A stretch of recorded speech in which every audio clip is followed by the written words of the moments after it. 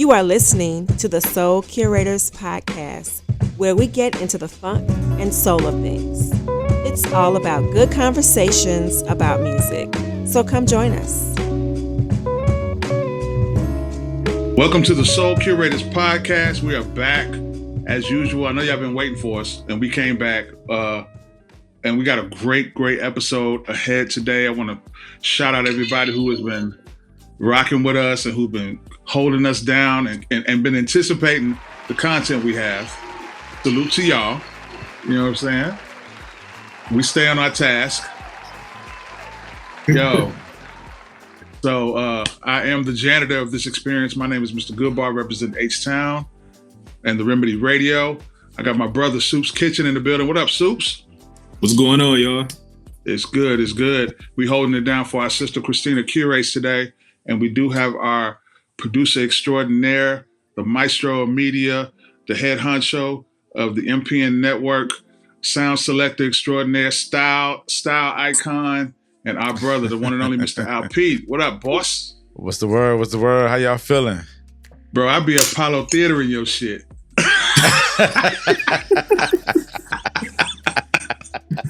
Don't do that, brother. Man. Don't do that. Yeah. We Steve Harvey in that shit right now.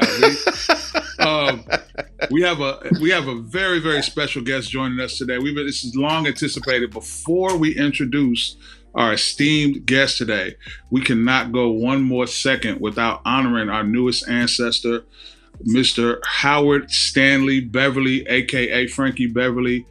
We lost him today. He is now one of our great ancestors, so we cannot move forward without showing love, honoring him, respecting him for the legacy he has done, not only for Black people, but people around the world, and what he means to us. Just by saying his name, you can hear his voice in your head.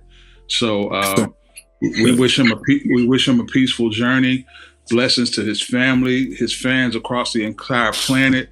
Once we introduce our guest, I'm gonna take a second and we'll just take a moment and just spend a moment speaking on him before we celebrate our guest that we have now. You know what I'm saying? So on behalf of the Soul Curators, we definitely want to extend our love and condolences to the Beverly family, to all the fans of Maze across the world, and everybody listening. You know, we are here. We're here for that. You know what I'm saying? And we thank him for his contribution to our culture. You know what I'm saying? And speaking of contributions to culture, our guest today, esteemed sound selector, sound creator, icon in this game, just someone we have been tremendous fans of for a number of years, and we are honored to have a chance to chop it up with him. And most importantly, above all, Jersey is in the building. You know what I'm saying? So listen, it is an honor for us to introduce and welcome to the Soul Curators podcast, the one and only E.Jones. What up, sir? What's going on? What is up, fellas? Look, we all about making you feel at home here. So, you know I'm gonna give my brothers a second to give you, their introduction to make you feel at home. But as far as me, I'm from Newark, New Jersey. We got Brunswick in the building. So, it's Jersey love in here. So that's why I came through. You know what I'm saying? Garden State in here. You know what I'm saying? We had to let people know what's good, Absolutely. Appreciate you, Brick City brethren. Come on now. You know what it is. All right, Soups, like, you've been waiting on this. Man, I was telling you off air, I'm a huge fan.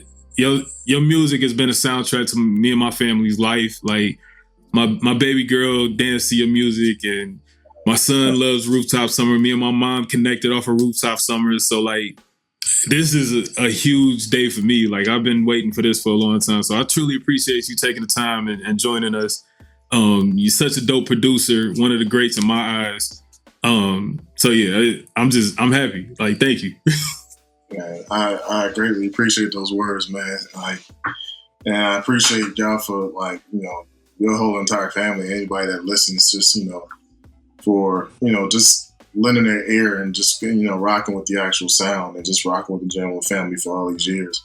We greatly appreciate it, man. Like, it does not, this is something that, we just put out there. We just wanted the world to hear it. And luckily it pans out the way that it pans out, and you know, God gave us these gifts to, you know, touch people, and that's, you know, that's what we did with, you know, to get the music. So I appreciate y'all for listening, for sure.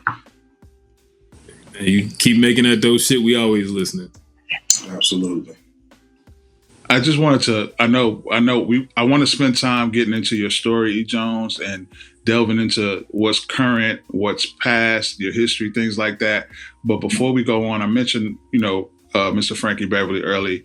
Can you give us a few words of how his sound and his work was an influence in just your culture, period, just what he means to music? And, you know, just how would you send him off, you know what I'm saying, with, you know, from your perspective in regards to how you feel about what he's contributed to what we love? Well, just from a Black standpoint, you know, he's the sound of just, and not to be cliche, it's the sound of Blackness. Like, he is what Blackness sounds like. It's in the house cleaning up on Saturdays. It's family reunions. It's the highlight of the party, or electric sliding, or, you know, it's just Frankie Beverly and Maze, or just Frankie Beverly, or just the whole group. It just, the sound embodies Black family, and you know, it's funny that, you know, sometimes the way that we dance and celebrate too before I let go, and if you actually listen to the words, it's actually a great song. But it's like, that's how he makes you feel. Like, dog, we breaking up, but we jamming. It's like that, the way that he can make you do that is just incredible, man. And yeah, the breakup song is the song that brings people together. Right. Line dancing to a breakup song is crazy. Right. So it's like, and it's like, it's not a sad person in the function. It's like everyone's smiling, dancing, you know. And but Golden Time of Day, man, like, it's just so many countless and endless and gems that they, you know, provided us. And then, you know, the classic outfit, the all white during the, you know, at the concerts. I got the chance to see Frankie Beverly and Maze like early 2000s.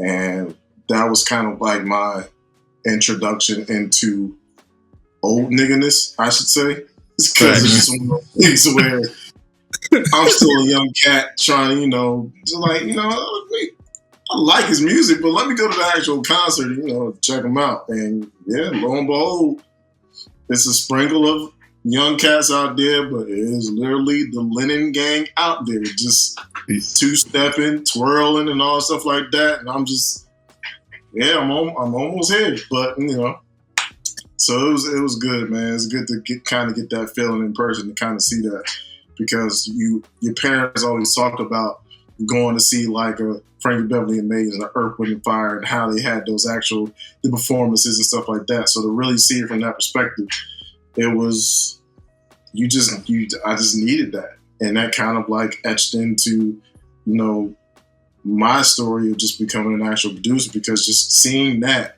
just makes you want to go and create and actually keep on what they're actually doing. So, man, much respect and much prayers to, you know, to his family, and thank you so much for, you know, providing and like sharing his gift with the world, because it definitely inspired all of us and inspired me in some way. That's facts. Mr. Al Pete, I know you had some words and some thoughts, because I know that was, I mean, you being the man of many hats that you are, I know that really kind of played a part in just culture period for you, you know? Yeah, for sure. Well, I'll go back to when the first time I've ever heard Frankie Beverly and Maze, it was Joy and Pain. My mom used to play it like all the time, like crazy. That was the very first song I've ever heard that I knew that was like Frankie Beverly. And it just had that feel to it. Like, it didn't matter where we was at, if we was in the car, if we was in the house, function or whatever, it was always like that. It just had that sound to it. So when I heard the other songs, it just brought more memories, and just it brought on memories. It created memories. I mean, of course, before I let go, I mean, even all the way to DJing, like, you know, when I DJ, I'm always playing Southern Girl, Before I Let Go. And even now, I'm always playing Before I Let Go, Frankie Beverly, and then I turn around and play the Beyonce version. One of my favorite songs from Frankie was We Are One. And then when T.I. and Young Dolph came out with that California song, so when I DJ on that tip, so I play, you know, Frankie Beverly first, flip it to the new version. So it was always good from a DJ standpoint to play the old with the new, and everybody understood, like, okay, he's the originator of a lot of these songs that carries on. So so from a personal perspective, definitely some great memories he left us with. Like E.Jones said, it was definitely some black action going on, man. It was all blackness. Any and everywhere that music came on, it was just all blackness. And that was our like national anthems. So yeah, all respects to Frankie Beverly and his family, man. Unfortunate for his loss, for sure. Now, Soups, now I know you probably the youngest of us all. I know you're gonna give us some old nigga jokes because I was one of the niggas in the linen. I had to get to it because that was the dress code. I was even at a young nigga. I was the linen nigga because I had to do it. But I know, being the music connoisseur and historian that you are, your perspective from your angle and your age, as far as Maze and Frankie Beverly, is very unique. And I know it probably mirrors a lot of what we just talked about. For sure. So yeah, for me, that's the music I grew up on. I wasn't allowed to listen to hip hop. Growing up, I wasn't like, hip hop was not allowed. I couldn't even listen to Hammer. Like, I asked for a Hammer CD and it was like, hell no.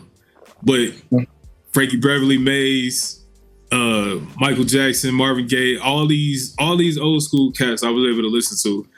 And when Marvin Gaye would come on, when Frankie Beverly came on, Maze and everybody, when that came on, it was like, have you ever heard something that felt like gospel but it wasn't gospel?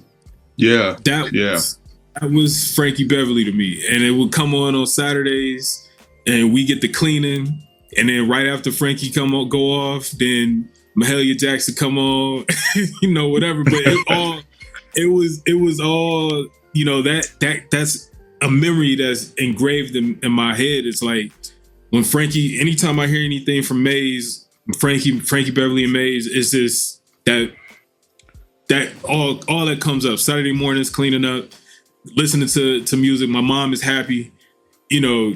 It's just like that brings that emotion and that feeling. So yeah, you know, that's what I grew up on. So yeah, I ain't got no old jokes because I'm the old one. But when we talk about, and this is how we're gonna flip it back to E.Jones. When we talk about music that's timeless and something that creates a staple, like you remember where you were when you heard it, what it does, where you apply it. And E.Jones, we're getting a little bit ahead of your story, but I kind of got to go to this because Sue touched on it already. The phenomenon of Rooftop Summer, like we are familiar with your catalog, period. But the way the world embraced Rooftop Summer, I mean, dare I say, it went viral. And because of the feeling that it emotes, it's kind of like what we describe when we hear Before I Let Go and Southern Girl and all of that. It puts us kind of in that space for our generation. And to think that you have something that's going to exist past all of us, but still going to emote that feeling. Like how was your reception of how the world received that song? Which is funny that you say that, and I guess it's kind of dark in a way, but yeah, really, you want to make something that outlives you, and I feel like Rooftop Summer was that. Rooftop Summer, SLD, Twice. So like that whole Take 6 run was just one of those things where I didn't think it was going to do what it did. Like I came out with Deadstock 1 and, you know, it did what it did, you know, caught a few years. And then when I put out Volume 2, and the way that I formatted it was to be like an actual radio show when I got to those actual records. And just lo and behold, that Spice Adam got a hold of it. And when we became cool, I sent it to him first. And it was just one of those things where he was like, yo, when this releases, I'm going to make videos to these joints. And I was like, cool. But at that time, he was kind of taking off as well. So when it got to the point where he put SLD Quiet Storm in his videos, all you see in the comments is like, yo, what is this? Where is it? Where can I get it? And it just took off from there.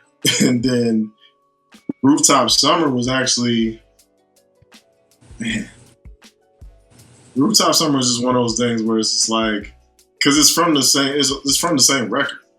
So yeah, it's just one of those things where you just playing around and be like, yo, I kind of hear something else. And I put it on volume 4, and I guess this was around like pandemic time.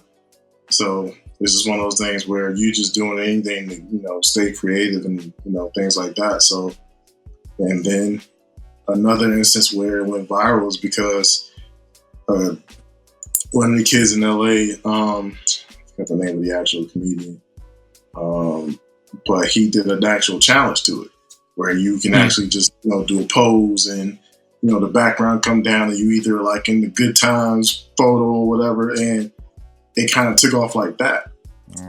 And I didn't know that it was going crazy on TikTok like that. So when, you start seeing like, you just search the hashtag and I'm amazed. Like I didn't think it was going to do what it did, but it got to the point where it's just like, you start getting like tweets and stuff from like Ty Dolla $ign and Thundercat, and that's when it's like, for me, it's just like, okay, this is kind of different. Serious, yeah. Like, you get like DMs from like Grant Hill dancing on a boat in somewhere in the coast to rooftops. I'm like, all right, dog. Like, this is a lot. This is a lot. So, yeah, man, just really something that the way that it just hit people, like people say like, they play it at family functions, people doing all sorts of cool shit, like in their stories just to it. Like, riding a boat, cooking. Like there's a lot of chefs that listen to my music because it's just one of the things they like. Have you heard it played live before? Have you heard a band play it? I have not heard a band play it. All right. That I have not yet. You got to come to Cleveland and listen to this band on Tuesdays. They play it. I got them playing it. That's fire. From when you dropped it, it's an open mic night. Every Tuesday it's called Lyrical Rhythms. And it's this band. I played it a couple times and they was just like, man, what is this? And then the bass player got into it. He was like, man, this shit is fire. Like, what is it? And then they learned it just by off of me playing it like every Tuesday to open the open mic night up. Just kind of mellow it down to, get the vibes going. And they pick it up. So like I'll play it, and as it coming to the end, the piano players start playing, and then boom, they take off with it. And that's since 2020 till now, they've been playing this song every Tuesday night. That's dope. You gotta record it, man. You gotta record it next time that happens and shoot it back. I got one. Yeah, I got one. No, I'm saying just I guess the other thing, I guess being cool to hear is when people like, I hear like people playing in like restaurants, like it's like the background music. So like someone sent me like the producer Marco Polo was like, yo, I'm in this restaurant and like they're just running Deadstock Volume 2. I'm like, that's crazy. So we were doing my crew here, we were doing a brunch get together. We do events every other month or whatever, and we play just classic hip hop or whatever. So during the setup, I was actually playing. I was opening the set, and so I had already been rocking it. So I played the sample first, and everybody was looking at me crazy, like, "Okay, this is dope, but why are you playing this in a hip hop set?" And then right after that, I blended it into it. And I know everybody who DJs knows when people walk behind the DJ booth to see what you playing. Right. I had so many people walking behind the DJ. Hey, what is that? Looking at the computer like, what the hell is that? And I was like, and I just pointed at it like, yo, this that shit right here. This that shit right here. And it's good when you got other like artists or DJs in the venue and they leave where they from to come back and see what that is. Yeah. That's the type of effect this song has had on the culture. Thank y'all so much, man. For real. Yes.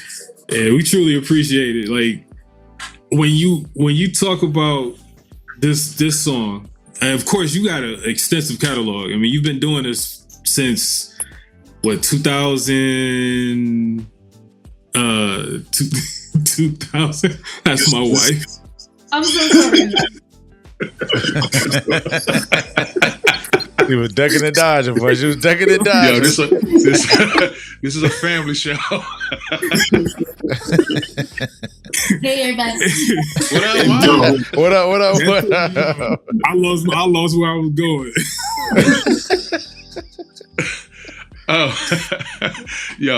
Okay, real quick, let me jump in real quick. So you mentioned SLD. That was one of my things I wanted to talk to you about. And I really don't have much of a question about it. I just want to tell you, when Soup's advisor, we had a chance to chop it up with you, the first thing I thought about was like, I need to tell him that SLD probably need to be like 10 minutes.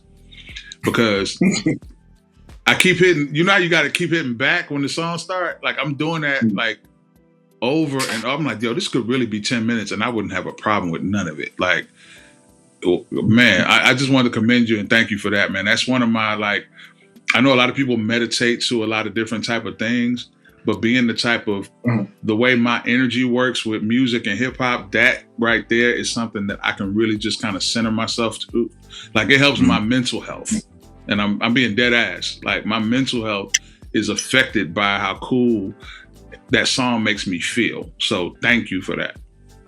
No, I definitely feel that. Like, you get those DMs sometimes where, people will be like, it's crazy always hearing like someone say, your music saved my life, or your music helped me get through a dark time, or your music helped me get through this and that. So, and it's like, as musicians, we go through stuff too. So when you hear people say that to you, it's really uplifting and really, kind of like a lifesaver for us, because it's like, no, we really need to hear that, because sometimes we get to those, those boiling points where we just like, no, I'll take a break for a minute, or is this, am I moving in the right direction regarding just the actual music or just life? Or it's just like when you hear things like that, that really gives us like, more fuel and motivation, and then also just letting us know, like as producers and just people that create, that we're actually being seen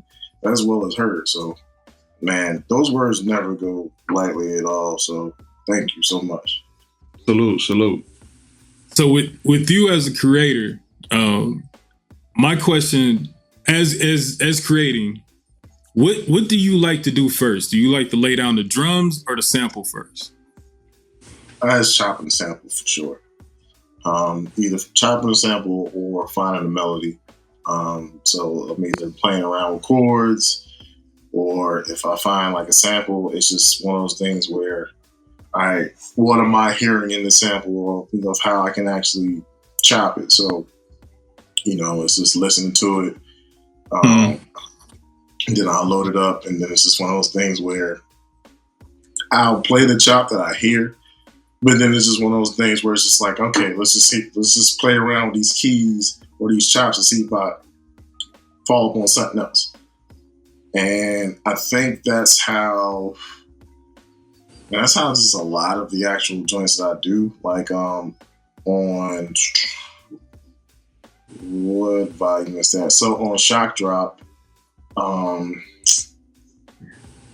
the actual drum pattern for the 112 flick that I did. So that's the Barry White joint. So those drums, but it's just one of those things where I was high. So it's just one of those things where it's just, you're just playing around with the drums, and that pattern came, and it's just like, this actually really hits differently. Like I've never, heard anybody chop the drums in that pattern. So, and the way that it flows with the actual sample, it's just, it's just one of those things where you have plan A, but then it's like, okay, let's see if we can get plan B. And then, you know, if there is a plan C, or if it gets to the point where plan A and plan B are cool, then, you know, go with that. But some joints like are creative and just be cool, but then it's like after a while I'll go back and like listen to a beat and it's like something could be different, and then I'll either change the drums or I'll change the actual sample chop pattern. So this is definitely, you know, sample chopping, like chopping, or the actual melody is definitely first. So question for me, when did you realize like production was something that you could do? Like growing up, like how did you process music growing up? Well, at 8, I taught myself how to play the piano while I was 8. Okay. It's just one of those things where, you know, being a PK, being in church, you know, my parents would buy me like Casios and keyboards and stuff like that growing up. So, you know, I'm the kid in the corner sitting with all the musicians and the drummers and the organists and stuff like that. So, you know, and the church that I went to, Grateful Gospel in New Brunswick, is just one of those things where you had that organist that was just doing a lot, crazy hair, young cat, you know, you could tell he listened to hip hop, had the, you know, the collarless, you know, button up shirt, you know, so looking real cool, hollering at all the young females in the choir, like, yeah, so, you know, had the bag of candy in the corner store next to the church, so it's just one of those things where it's just like, he had the Chess King suit on. Right, so yeah, it's like you up there looking like one of Hammer's entourage. So yeah, shout out to Will McGriff, man. But this is one of those days where I'm watching him all day, like go crazy on his organ, and then you got a cat that's on the drums going crazy on the drums. So it's like, dog, I'm gravitating to this right now. Like, you know, like, yo, word up, preacher, preach on. But it's like once this praise break comes, I'm looking at these two jokers, like, right. Or when the choir get up, or when the young choir get up, this is like, yo, it's about to be a show, and I'm glued to all this. So once you get to that, and then, you know, your parents at that age, they start listening to the Winans, start listening to Commission, and they're kind of in that gospel version of like Frankie Beverly and Maze, because they're blending in, you know, with what they hear now, like R&B in a sense.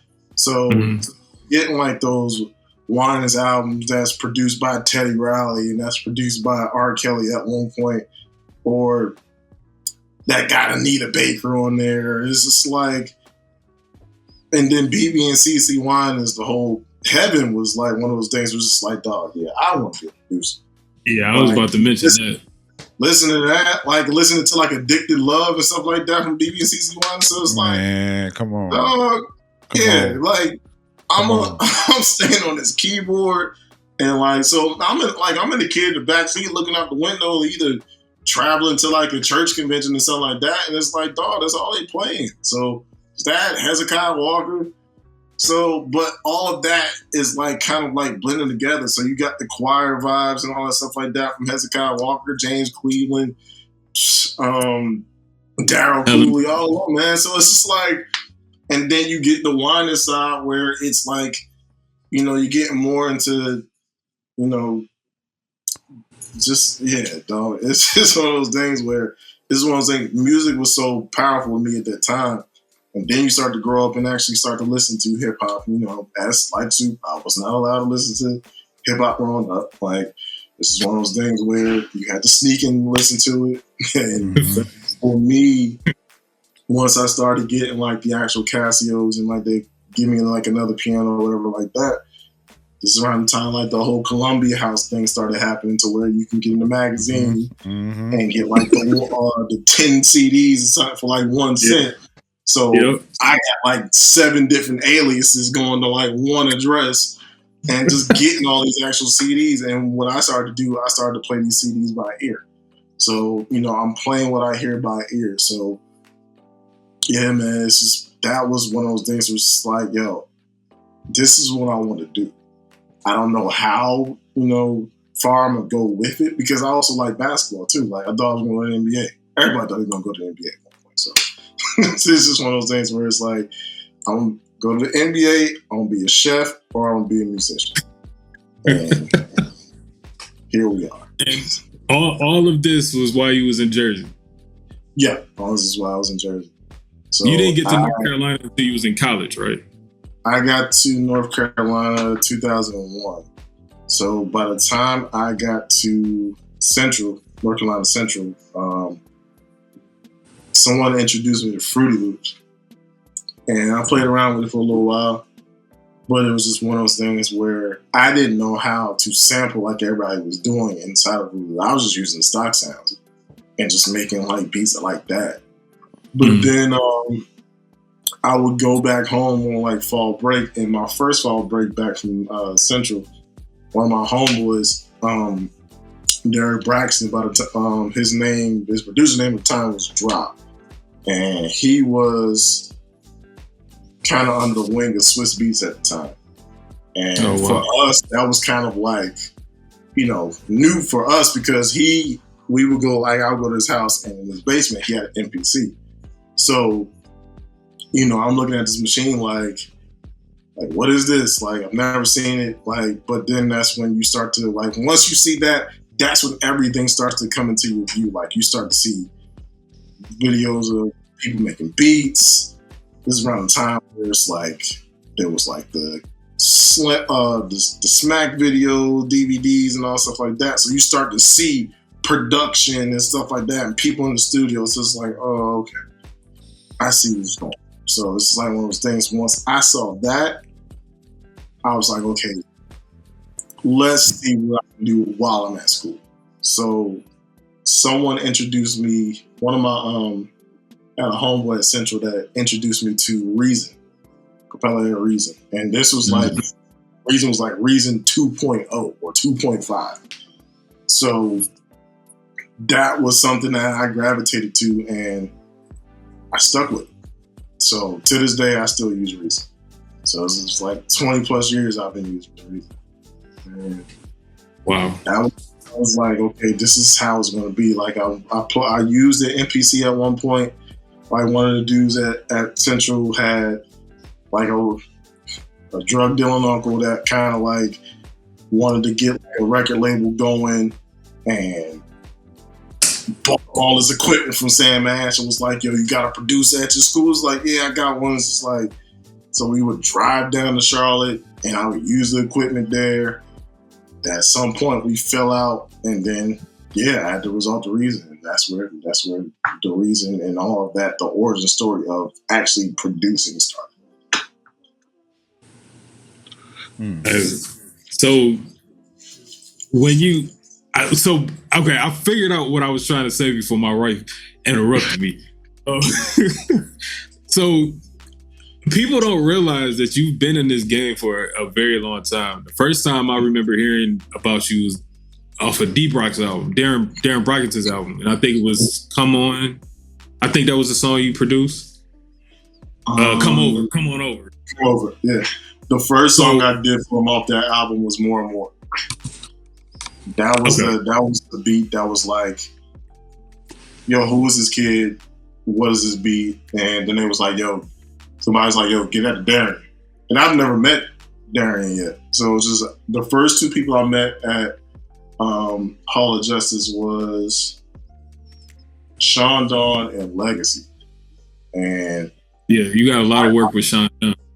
So it was just one of those things where I was working with them first, and yeah, I would just go down there. I would make beats at the crib. At the time, I was sleeping on my homeboy's couch and doing beat battles and stuff like that. And I think that was one of the ways that I actually got on their radar in a sense, because I would do beat battles and I would come through there and like really just be smacking people upside the head. But the way that they judged them was crowd participation.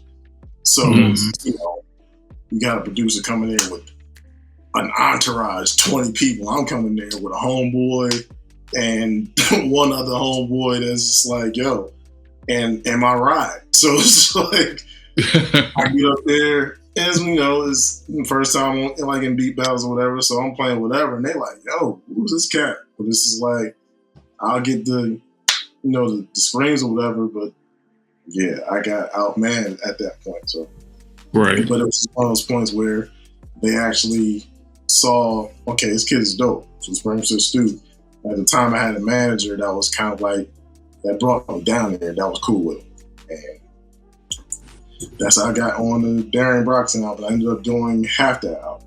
So, and that was a surprise to me. So, because I'm just like really getting into production. So, whatever I'm doing at the house, excuse me, I'm just bringing it to the studio, and they're just like, yeah, that'll work. So, and that's how me and Darian got like real cool. Like we got real cool. Me and Sean Don got real cool at the time. So those were the two I gravitated to at that time. So that's what's up. Yeah, I just wanted to let people know, like, you're not new to this. Because like some people are discovering you for the first time and think Rooftop Summer is the first thing you've ever done. Right. You've been doing this for a long time. Very long time. I've been doing this at least for about, because I don't even know what year that Somebody Love album came out. It was like, that was a minute ago. So, and then what album y'all talking about? And the then, like, Deep Rock album. The first Deep Rock. Oh, it right here shows 2006. Yeah, 2006. So, and then my first actual major placement was Talib Kweli's Eardrum. So I had a song on there with Kweli and Strong Arm Steady called Go With Us. So damn. And that was crazy.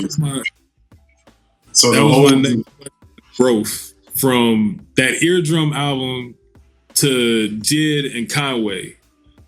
Like that growth from there to that, like how going from that first placement to going to these next two major placements recently, like what was the difference that you can remember? Like, well, one, when Eardrum happened, I was a starving college kid, man. Like, I think like my bedroom was a mattress and like a TV at that time because like we didn't want to stay on campus, so like, I was literally just making beats at a kitchen table, and like that was it. I think I was getting samples like from whatever website I was going to and burning CDs like in the business building where I was taking classes at. So, and a funny story of how I actually got in touch or even got to play beats with Talib Kweli, like he did a show at Cat's Cradle here in Chapel Hill, which is where I found for the first time I met Conway a couple of weeks ago, which is crazy. But I didn't get to go to the show, but because I had to work. But the next day was my birthday, so my manager at the time said he was going to take Kweli to the airport, but he just wanted me to play beats for him first.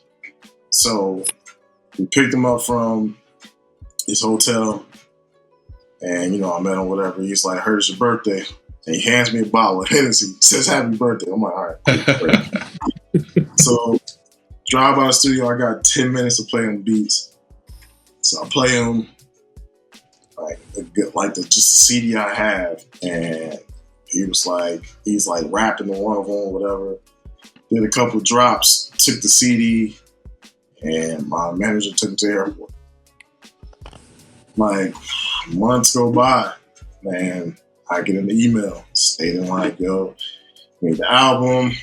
This is the beat they use," and this is all new to me, so it's like I don't know how this stuff works. So, I go to the same business building and print out the actual contract and sign it, and and then Xerox it back, and I think I got $5,000 for that, and that was like different for me. But there was also like a light bulb when I was like, "Yo, this is it, and this is it." Like, There wasn't no more Vienna sausages after that.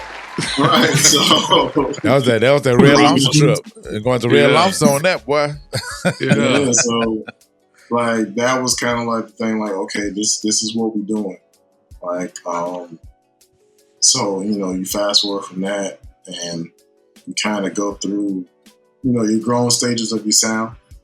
So I'm ninth, and at that time, we started jamming. Well, I'm actually taking this class at Central, so it's just one of those things where at the time we had a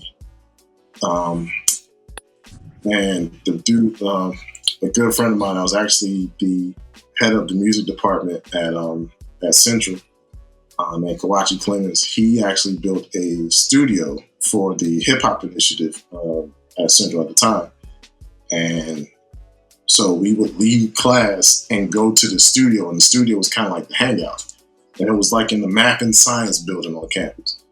So literally, how me and Nayak got cool was we would just be in that studio, just chilling. I'll be in one room making beats. He'll be in the main room making beats. And we would just kick it about sports and just, everything, to where, one day he asked me, he's like, yo, I know you play keys, so, see if you can replay the sample. I replayed the sample for Ludacris, the joint he did for Ludacris on Theater of the Mind, Do the Right Thing. So I replayed that whole entire sample to where it actually sounds like the record. So what you hear on that record is not the sample. That is actually me playing the keys and the chop that he actually did it. And from there, that kind of progressed how, in my style, because it's like now, because before that, I didn't know I could do that shit. Like, I didn't know that I had the ability to like play samples to make it sound like, like the actual sample. And that's just, tweaking sounds and putting effects on them and stuff like that. Finding a right horn that kind of sounds like that. So that was kind of like my progression on like how I can actually produce. And that kind of beefed up my sound to where it is today. And like, if you want to fast forward a little bit to, I guess, the JID, the JID placement. So he actually picked SLD Morning Show. So that was the actual beat he rapped over. And that's first, so it's a couple versions. First version I got was JID rapping over it, just by himself. Second version I got was a version of Corday. Corday had a version of it. So I'm like, okay, what the fuck is going on? But at this point, like, I know how this shit works to where, this is going to be rough drafts of everything. So, and then I didn't think nothing of it until one of my homeboys, Bobby, Cousin B, that works at NPR, who is the head of Tiny Desk. He hits me, he's like, yo, you're on this album because I just heard it. I'm like, no, I didn't know that. So he's like, well, congratulations, nigga. Like, you on the album. So then later on, a couple of days later, I get an actual, an email stating like, hey, you made the album. This is what they use. And the song features Mos Def. I'm like, huh? So at this point, I'm like, wait a minute. That's where the excitement for me is like, because it's like, dog. And it's funny, we had this conversation with like a couple of my homeboys, and I was like, yo, after a while, you've been in here so a while, you kind of like realize, like, you just start looking at things differently. So like the first thing I like, when he said like, all right, y'all seen Bays on this, like, damn, that's crazy. Like, I finally collected the Rocket Stone. Like it's actually, like it's Thanos or something. It's like, dog. Because I had the first joint was Talib, and then I did a joint with Found Monsters on Deadstock Volume 4. He was on the intro. Nice. And then I also was on his the rock album that he did. I did a joint on there with Cypress Hill.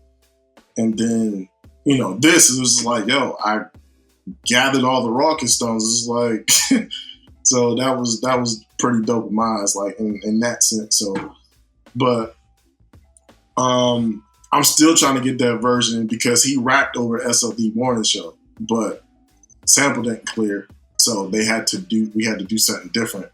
We kept the drums, but the actual melody is actually different. So that's what he's rapping on the actual Jid album for Stars. But yeah, it's just one of those things where the difference is, the excitement is still the same because placements are placements. Like, placements don't come easy in this game at all. Right. Any form of fashion, whether it's, mixtapes or anything, you send beats out to people and you hope that they, bite on something. But it's just one of those things where sometimes, dealing with rappers or singers, you just never know when they're going to call you. Or when you're going to get that mysterious rough draft in your email or in your iMessage. So it's just like, it's really like a waiting game. So in that time, to be truthfully honest, that's how Deadstock became what it is, because dog, I was sitting on like 1,200 plus beats. After a while, it's just like, dog, I can't keep sitting on these joints. I can't keep waiting on people. So it's just like, either someone is going to rap over these joints, or I got to find some way to, put these joints out and let people hear them. Right. And lo and behold, we came up with the actual idea to just put out beat tapes. And that's just from listening to,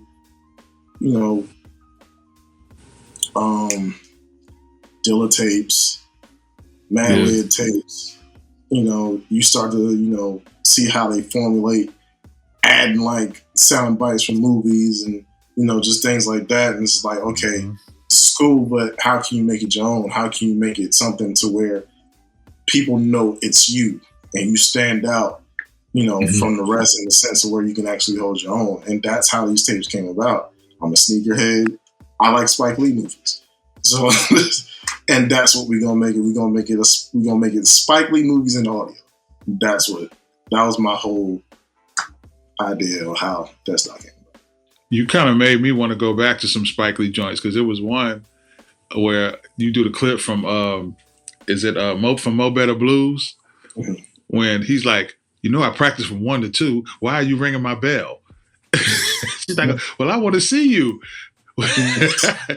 So what does that mean? Well, open the door, let me out. Like, and then it go into the beat like that. It just puts it together for me. You know what I'm saying? It's really dope how you put that concept together. Like, I definitely appreciate it. I know we all do. So yeah, that's that. Like, I'm telling you, man, like therapy tapes, man. Like, when I don't feel like talking and I don't want to hear nobody else talking, that's what we playing in the ride. You know what I'm saying? Thank you. Good. That's kind of how, like I said, that's kind of how I formulated. Like, one of those things where I don't want you to skip. And so we're going to formulate this to where you can play this through. And it's like, because, after a while, sometimes I want to put a beat on there for 5 minutes, but I know that after a while, it's just going to be like, all right, man, skip to the next joint. So it's like, I give you just enough to where you can vibe to it, and then give you like a transition into the next joint, whether it's, a movie clip or something to where it's something you actually know what it is, or it makes you laugh. Like, this is one of those things. So, incorporating spice into things like him leaving like voice messages and stuff like that. Like, that's all stuff that I've, gained from listening to either, just hip hop albums in a day, just how they formulate this up. But then also, like I said, it's just one of those things. I want it to be like a movie that you can actually just listen to. And being that Spike Lee is like one of my biggest inspirations, I wanted to be like the audio version of Spike Lee for that actual, like, for that space of just, instrumental album. So, and that's what I wanted to do. So that kind of, oh, go ahead, bro. I got a real quick fast forward, because I gotta talk about this, because on my specific platform, we focus on R&B, neo soul, rare grooves, things like that.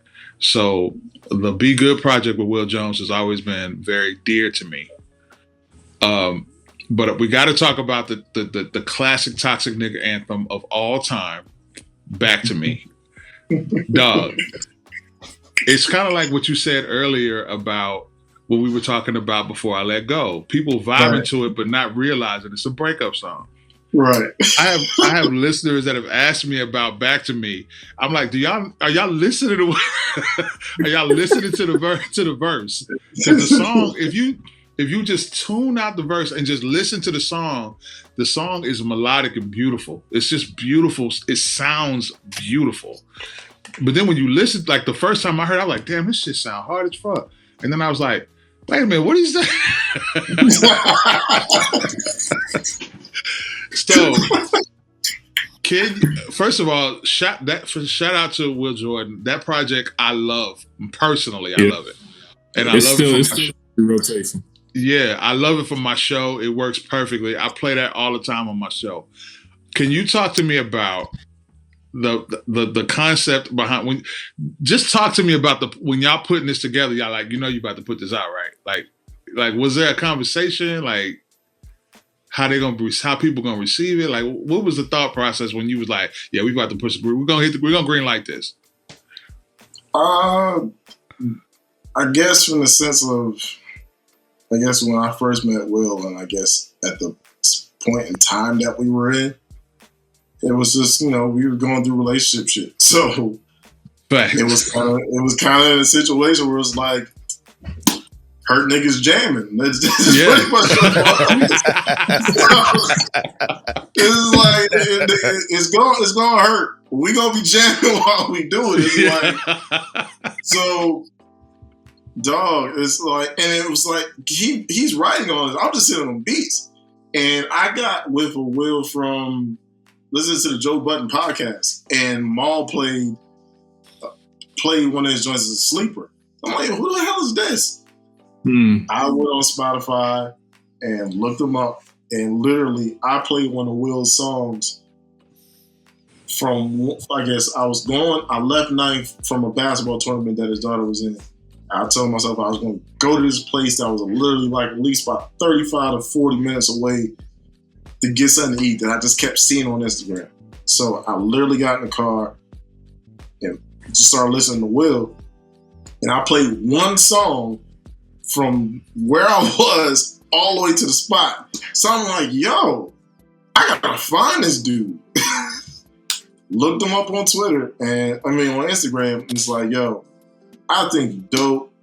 I want to do something for you. At the time, I was like, yo, I'm doing a project, like an R&B project, and it's gonna feature a whole bunch of like people I could just get my hands on. But at the time, I sent him some beats, and he sent back, what's the first joint he sent back?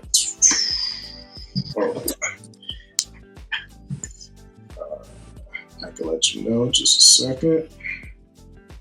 If I can remember from our interview, I thought it was You Say. Yeah, You Say was the first joint that he sent to me, and it was just like one of those things like, nah, this is dope.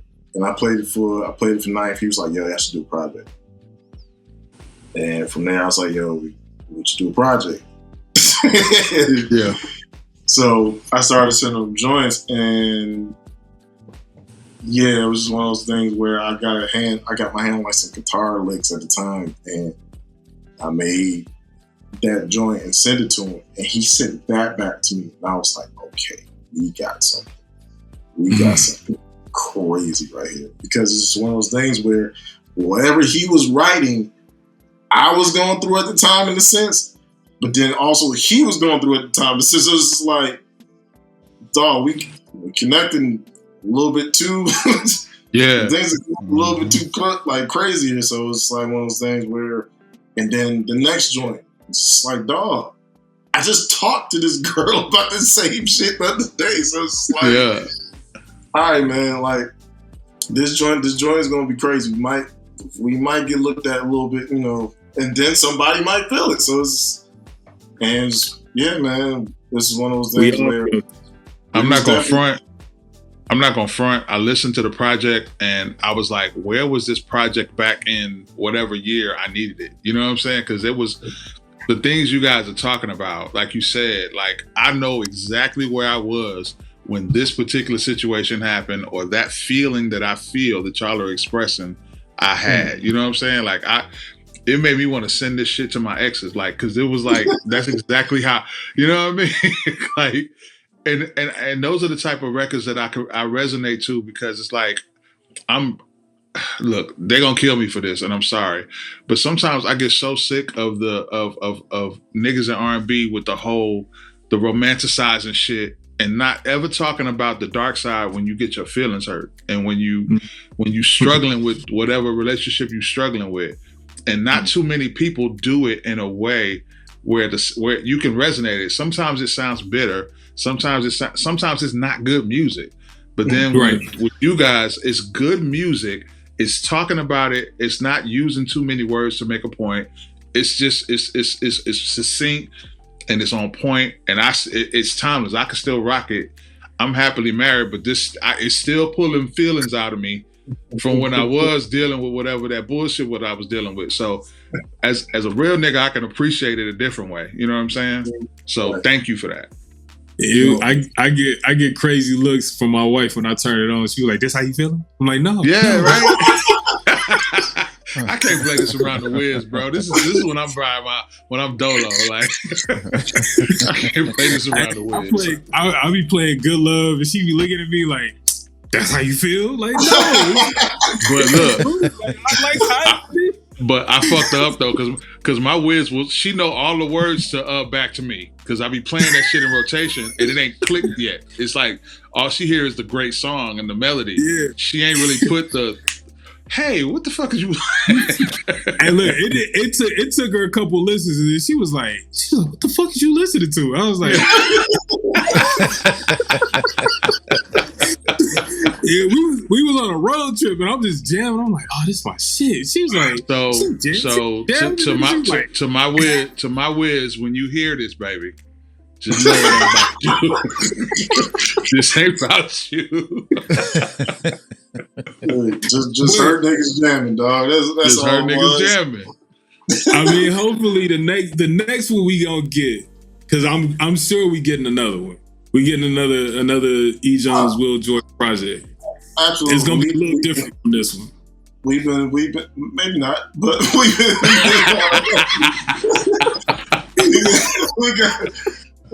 definitely got a bunch of joints that we just, like ideas we be throwing at each other. He moved to LA, so it's just one of those things where just finding the actual time to actually do it. And then around the time we started making more joints is around the time where I started working on Good Times. And so it's just one of those things where we just needed time to actually just focus on it. But we got about a good 12, 13 and a half of unfinished joints that we just need to go through and kind of finish. But we definitely work. Will's my guy, man. Will is like my favorite artist to work with, in the sense of you can send him something and like it just hits him just like that, and it's just like, dog. It's kind of like, for me, that Will is like my Scottie Pippen in a sense, because I'm more of an R&B person, like in the sense of what I make. I would rather hear R&B cats over it than actual rap cats. Like sometimes the rap cats get over it, cool, but I'm a melodic person, so I want to hear chords, harmonies, all stuff like that. I want to hear a dope hook. Like if I can get like a dope hook in a rapper, cool. But if I can just get a whole R&B joint, excuse me, I'm to the moon. So, but yeah, man, you said that was one of my questions. Is what do you prefer, R&B or hip hop over your beats? And you answered it right there. So yeah, I'm R&B through and through, man. But just with because I grew up, listening to Chucky Thompson and, oh man. So that's where Bad Boy Hitman is me. Like I'm from that tree. Like that's what I listen to. That's what I gravitated to. So that's where I get like the ideas for interludes and things like that. Like they did that flawlessly. So that's the tree that I want to be recognized from, for sure. Yeah. A question about just as far as your production goes, how do you get over beat blocks? Like,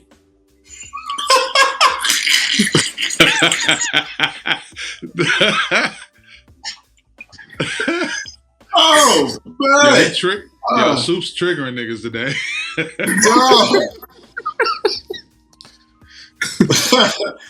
Dog, listen.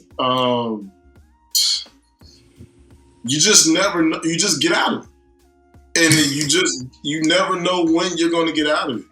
Like once I finished scoring good times, I was in a beat block from the most recent beat block was from October of last year to most recently when I just started posting like beats on like those beat videos on Instagram. Because it's one of those things where good times took a lot out of me because it was one of those things where that's my first time scoring like a cartoon. So not all what goes into the depths of what is being asked for every episode. Whether it's the intro and everything, that happened quickly. Outro, quickly. It's just with like the weaving into the actual episode. So when certain things happen, what do you hear here? And then it's like they have their own cues of what they already have in place when they send the actual episode to me. And then they send me something like, just bare with nothing. And they tell me, have at it. But now it's just like, I hear something in their cues and then I also hear things in other places. So I'm looking at it from the standpoint of like, this is a blank canvas and y'all just gonna sit up here and tell me I got 2 weeks to finish this? No, like, dog, I hear too much. It's like from a sound spec standpoint and then also you have to play within the confines of you can't play interpolations of anything. So it's like one of those things where it's like I'm hearing like certain things that I already know, but I can't do that because the flag. So it was just a lot of going back and forth of sending in the episode and, them running it through whatever legal and then like, you can't do this. You can't play the Jaws chords or whatever during this swim scene because, you'll get, they'll come after us for that. So it's like, it was just a bunch of going back and fixing things to where by the time I was done with that, I was like, dog, I don't want to see a keyboard. I don't want to see a beat machine. I don't nothing. So I just took a real big hiatus to where, and you got people asking for it. That's why I kind of put out Shock Drop around last August because it's like I knew I usually put those out around my birthday in July, and I didn't want to go without actually not doing that. But then it got to the point where it's like, dog, I need a break. I just need a break for a second. So, yeah, really getting back into making beats was probably like around like May, June when I started I started like flipping through records again, like actual records. And because I got hundreds of records in here that I just haven't listened to. So, or like if I go to like Gene Brown events, I'll buy like records there, never listen to them, just be sitting here. It's just like, dog, all right, you feel like you had enough time to kind of just sit down and just collect yourself, just go ahead and just get back into it. So, yeah. And then now it's like finding, during that time, it's like, you find like certain ways. And now it's like those things where technology's different now. Just from that standpoint of me like not doing nothing to now doing something like you can stem out samples and stuff now. You can take out vocals. So now that's kind of like putting that in the repertoire is like, all right, I can put on this record, I can make an MP3 of it, I can put it on this computer, and then I can split it up to where I can take things out. It's like, dog. Yeah. So this is one of those things now where it's just like just having time to really just put another project together. So you'll probably get another one probably around. Let me not put a date on it. let me know. Let me know. You get one soon. You'll definitely get one soon. You know what? You kind of landed on something that I've always wondered about. Let me just give you an example. So, Alpete, Soups, myself, we all have musical platforms where we either hone in on a specific genre of music or a couple of specific genres, and we're just inundated with it to make sure that we filter through it to give it to our listeners. And even with that, sometimes it gets overwhelming and we just need to distance ourselves from it because the music starts to feel like work when it's actually something we love. So once it gets to the point it starts feeling like work, it's like, I got to take a break from it. So speaking for myself, when I get tired of hearing all the R&B and all the hip hop and I just need a fucking break, I'll go listen to nothing but yacht rock or something like that to escape so that what I focus on stops feeling like work when I go back to it. With you being a producer and constantly being a creative, and I'm sure you hear sounds everywhere and anything, how do you escape from the production mindset so that work don't always feel like work and you still are back to loving it? You know what I'm saying? It's just one of those things, just like, don't walk into this room. Like, just don't touch nothing, man. Like, you just gotta have other vices or hobbies, just like to kind of get your mind off of it, or to kind of make sure, do things that kind of like make things click for you to come back in here refreshed. So whether that's watching movies, whether that's like with me now, just working out 5 times a week. So it's just making sure that you're doing something that kind of keeps your brain going in a way where you're not just walking away from it and just chilling. Like, yeah, that's cool. Like, take your sabbaticals for sure. Like, everybody needs to take a sabbatical in any type of way and take multiple of them.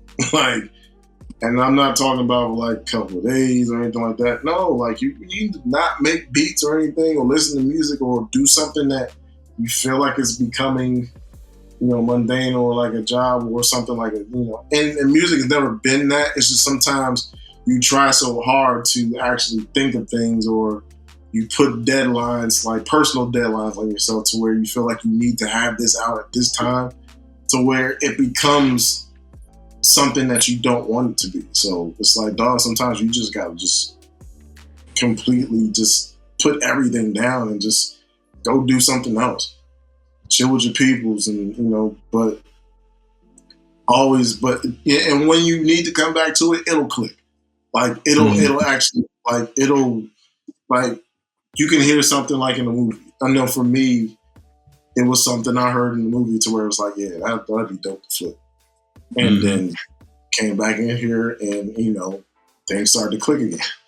So really, man, just finding things that, you gotta have alternate things that you love, to kind of making sure that this will always be here. But right now, I just can't do it.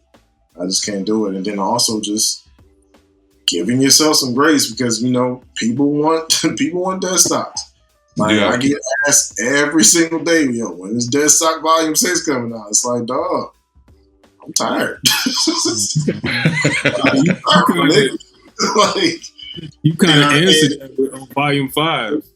You had Spice calling you like, when you dropping, you kind of put that out on Volume 5, like, yo, leave me alone. Here you go. It's like, dog. It's like the way that I don't want to just put out a project of just beats to where it's just track 1 beat, track 2 beat. No, I have a formula. So if people don't hear that formula, they're gonna be like, yo, dog, you good? It's like, yes, yeah, I know, dog, my fault. Like, so yeah, I'm not even trying to get to that point. Like, if I'm gonna do something, I'm gonna do it in a way that people know me for it. So. And y'all get it, man. These Deadstock albums aren't, you're not just putting them out there for no reason either, because I look back on the first Deadstock album, and then I looked at Conway's song, which was a song that was featured on the Deadstock album. So these albums aren't just being wasted, quote unquote, or whatever people, but like these songs are being reused for a purpose. Audition tapes, to be truthfully honest. Like, they're really audition tapes for me, because that's where JID heard SLD Morning Show. And that's where he, his DJ, Christoph, he hit me, was like, yo, JID like your beats. And he did something in the morning show. I'm like, word? And I've like met him in passing before at Dreamville, but it's like one of those things where, dog, like, I ain't know. Like, I still haven't met JID, but it's just one of those things where to know that he fucks with the music and stuff like that is, that's cool. And when I do see him, I will definitely let him know. Like, he know rap, no knife. Right. So it's just one of those things where we just never really like got the actual introduction, like the proper introduction. But man, he got me a gold record. Like, yeah. And I am forever in debt to JID, man. So for real, man. Yeah, they're audition tapes, because it's like I said, I'm just sitting on beats, and at that time it was like, okay, someone's going to hear something, someone's going to give me a call for something, and it's always happened like that. Whether it's even like an indie person that just want to like put something on a mixtape or just do something, it's like, dog, how much is this joint? It's like, look, these are the prices, but yeah, it's just one of those things. That was kind of like a resurgence for me in a sense, because, like I said, I was just doing beat tapes and just waiting on emails or phone calls. But this was like the proactive way to actually, get people to listen to it. And actually, so I challenge everybody listening to this episode to go through the E.Jones library and listen to all of the Deadstocks and tell us all the songs that you recognize that have been purchased and used by artists, because you are going to run across some that you didn't know that he did, some that you know that he didn't do. You know what I'm saying? So I challenge y'all, go back, run it up, stream it up, run them up. You know what I'm saying? Artists, if y'all got something for it, you know what I'm saying? The man just told you, holla at him. You know what I'm saying? Yeah, prices went up though. The price has gone up. He gold albums in the wall. Absolutely. Yeah, gold albums is on the wall. So don't come with the, you know what I'm saying? Like, the price gone up. But yeah. So I have two questions since we're talking about Deadstock. We're gonna veer off of music for just a quick second. So my first is two-part question. The first question is, since we're talking about Deadstock, what is the latest heat you purchased recently?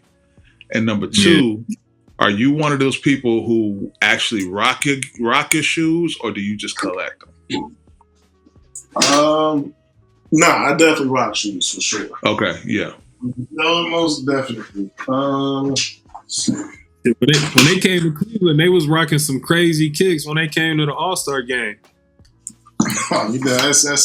That's the proper. That's the proper. Yeah, you gotta do it there. Yeah. Jeez. Oh yes, sir. Oh yes, sir. Yes, sir. They undeniable.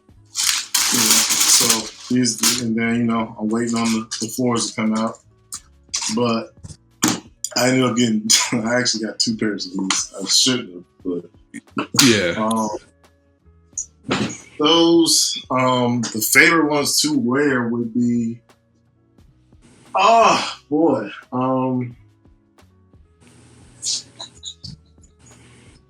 I actually just been rocking like my Air Max 1s, the big bubbles. I've been rocking them a lot, just to kind of like, it's just the easy go-to shoe.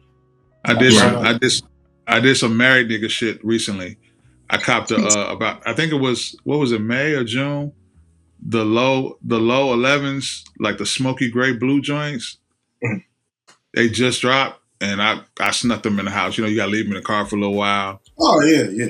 Then Absolutely. walk it in when she ain't there, yeah. So, Then I when was- you wear them, she like, when you get those, I was like, you was with me when I bought them. Like, what you talking about? yes.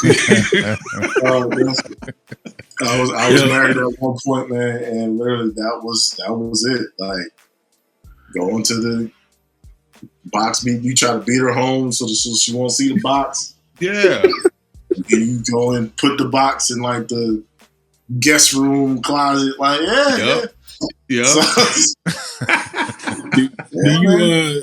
Do you own any of the Real Goat shoes? Okay, what we getting into, Soups? What we getting into, Soups? What's okay, so I know what you're doing, so what I'm gonna do is this. Yeah, come on. You handle him. You know what he's doing. I'm referring to the Stephen A. list that he do on First Take. He's a great husband. He's a great, businessman. He's great in the eyes of the people. He's an amazing basketball player. All those things. But to answer your question, yes, I have one pair. I got some Big Bangs. Big Bangs is like probably one of my favorite shoes is. And it's funny because I had a pair when they first came out during the whole Galaxy craze. When they sent the Galaxy phones back because niggas was outside tripping. Yeah. That was a fun night. But yeah, and then I was kind of like, and I hate to say it was kind of like a consolation prize because there wasn't nobody going for no Big Bangs or for whatever was out at the time. Everybody wanted Galaxy phones, but it was everybody was so focused on that. I was like, you know what? It's not a bad shoe. I think what is it, like 9s? I think those are the 9s. So yeah, it's like one of those things. The 9s is probably one of my favorites, like molds of his for sure. So he ain't got many. Those are the ones that just released during I think around the time All-Star was in Cleveland, he re-released them. So that's when I got them. Yeah, he ain't got many. Like I can't Soup, you're not doing this, dog. Soup, I'm not doing this, dog. Look, let me save him real quick since I know you're a hooper. I know you're a hooper. You love the game. You were part of the game. I kind of wanted to get your thoughts on what happened in Paris last month. Like, well, how was that for you? Witnessing that whole experience. I think after the Dream Team, that's probably one of the best teams that we've seen, and that's no knock to the Redeem Team. The Redeem Team was like really good with Kobe. This one, it was just a mixture of young cats and old cats, and the fact that everybody else that they play, like everybody else is good now. Like everybody matching up. Everybody is good. Like Serbia, like everyone is actually good because some of them play in the league, and then also those leagues overseas is like, that's where we get most of our product now from. So it's like if it's not from the elites that we see in like EYBL and like the circuits around here, like you got those kids, and then it's straight from overseas. So like for them to be in like dog fights and stuff like that, be down 20, it's understandable. And I know people are supposed to think like, yo, we're supposed to smack, like you're supposed to run through cats. Nah, dog. Like, that comeback against that Serbia game, like that was probably one of the most craziest things I've ever seen.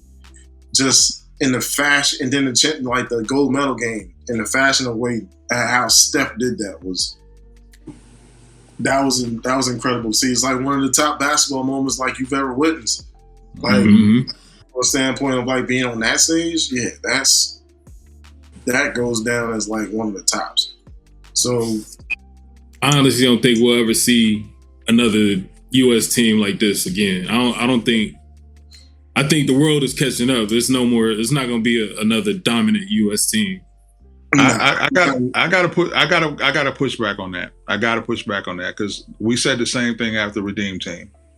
We said the same thing because Redeem Team, I still personally for me, even with this team, I still give Redeem Team the edge. But this particular team was it was like magic. Like I ain't never seen some of the stuff that the USA was doing. I'd never seen before. But I think it's gonna be tough. But I think we got some heat coming. I think we got some heat coming up. It might not be in 28, but I think we got some heat coming soon. Like I think once some of these cats mature a little bit, well, a lot actually. I think we might be all right. That's the thing.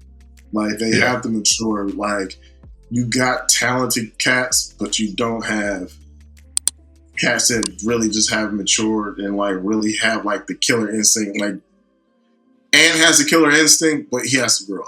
He got to grow. Once he gets to that stage, like once the Olympics come back around, he might be at a different like point in life where he's been through a couple of seasons. He probably may or maybe not have been through like a finals run, maybe won a championship, and he just looks at things differently. He's a vet. So, yeah, it's just one of those things where you just got to, at that time, you may get the same makeup, if not. But, that's really the changing of the guard, though. Yeah. Yeah, like Bird and Magic around that time, it just phases. You had Kobe and all that. It was like a change of the guard to Bron and them. So it's just, and this is Bron like really just handing it off to that next group. So you'll get it. They just have to have growing pains and they have to get bumps and bruises to where it makes them and molds them into the actual killers that they'll be by that time.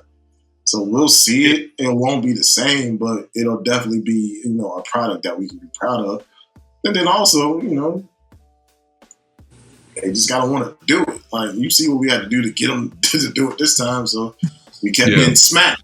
So we had to all the Avengers. So it's like, dog. So you just gotta find cats that want to do it. Like you hope that your stars love the game that much to actually want to represent it in that light. So who's your squad? Who's your squad? Lakers all day, unfortunately. Wait. Yo, stop, Soup. Like I can't. Soup. I'm in these basketball circuits around. I see this man every summer around his peoples. I don't know what they be watching, man. So I just got to keep it moving. LeBron's a great guy, man. He's a great guy. Hey, when them black sprinters pull up to your house. Oh, man. I respect the conglomerate, dog. Dude. Yeah, I would. We're gonna have to get some more time to chop it up on some basketball shit too, bro. I love talking hoops with people. Especially those who because his favorite team is the Jets, so we both are miserable teams. So we got to talk to him about the Jets too, bro. I'm a Knicks fan and a Texans fan. I live in misery. Your Texans is doing good though. Yeah, we gonna hope that don't speak too soon, bro. Yeah, I'm Jets, Mets, Lakers. I was Georgetown, but being down here now, I'm Duke. I'm Brotherhood all day. So that's what's up. So how hard did you and GQ go at it? To be truly honest, man, GQ don't really be on it like rivalry rise. He don't really be on it like that. GQ is real reserved, cool man. Like. Shout out to him. Like, I think he's like back in Carolina right now, just like they just doing like a whole bunch of like shit. I've been looking at the stories. Like, a reunion thing. Cool. Q has like really been like Q is his own man. So like I've never seen like I think I went in Q house once. And, like jerseys ain't hanging up. Like I don't know where the ring at.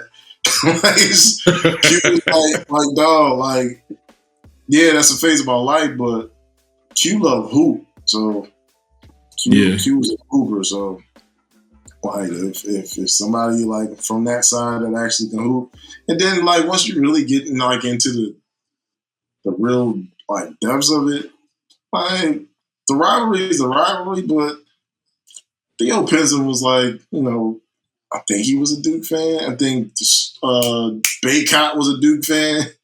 Like this is one of those things where they just fall where they fall. But yeah, and you just got to go through that moment of riding for, you know, whatever team you're on. But at the end of the day, most of those cats love Duke, man. But that's what this is. Yeah, this is what we do. This is part of the escape when I need to get away from the new drop somebody sent me in the email to play on the show or whatever. I go jump on some NBA or some college hoops or something like that.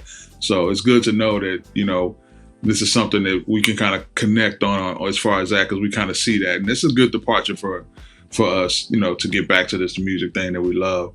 Another thing we do on this show, I don't know if Soups told you, we kind of touched on it earlier, but usually what we do is, you know, we graphic merch people, you know what I'm saying? And that's one of the things we love to show off, as you know.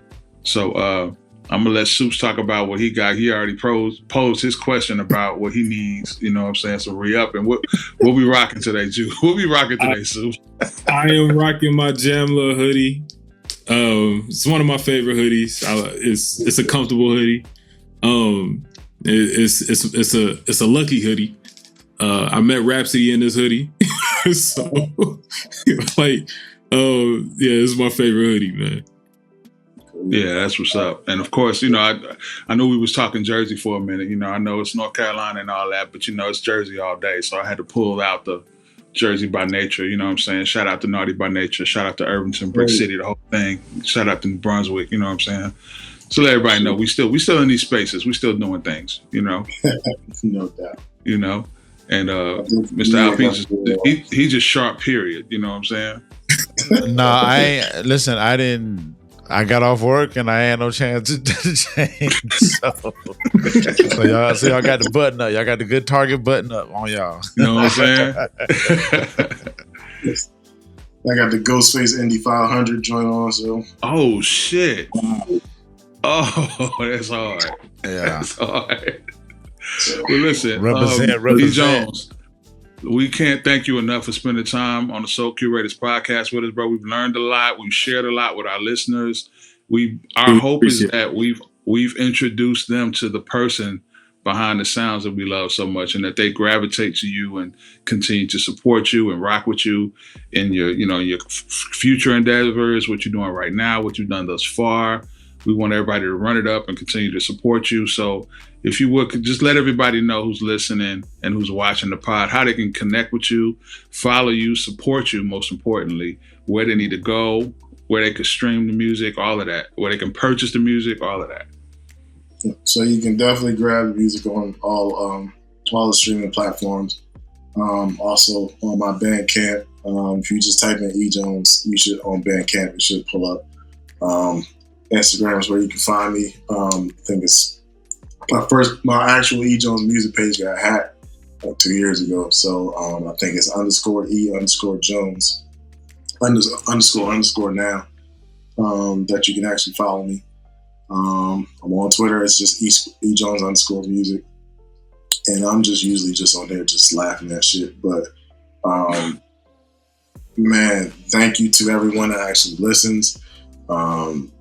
And I do this to inspire, to uplift, to, you know, take you away from whatever things that you're going through, and also just, you know, incorporate, be the soundtrack to your actual memories, man. And that's what I make those Deadstock music tapes for. And I appreciate everyone that listens to them, and keep listening, and I will keep making them.